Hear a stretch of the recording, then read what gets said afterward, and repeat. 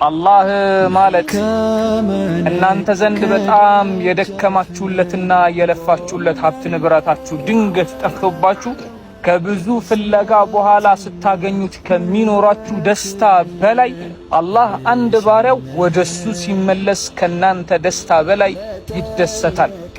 ለዚህ ነው ኢማሙ ሻፊዒ ረሕመቱላህ ዐለይህ ኢዝሀቡ ኢለላህ ይላሉ፣ ወደ አላህ ሂዱ ዑሩጀን አው መካሲራ፣ ከነወንጀሎቻችሁ ከነጥፋታችሁ ከነድክመታችሁ እያነከሳችሁና እያለቀሳችሁ ጌታችን ማረን ብላችሁ ወንጀሎቻችሁን ሰብስባችሁ ሂዱ ወደ አላህ ይላል።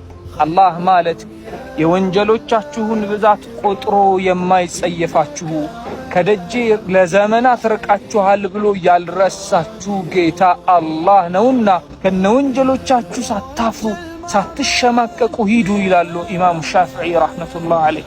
የአላህ ደጃፍ ማለት ከመመላለስ ብዛት የማትሰለቹበት ደግሞ መጣ ደግሞ መጣች የማትባሉበት ደጃፍ ነው፣ ሂዱ ይላሉ ኢማሙ ሻፊዒ። ያ ሰላም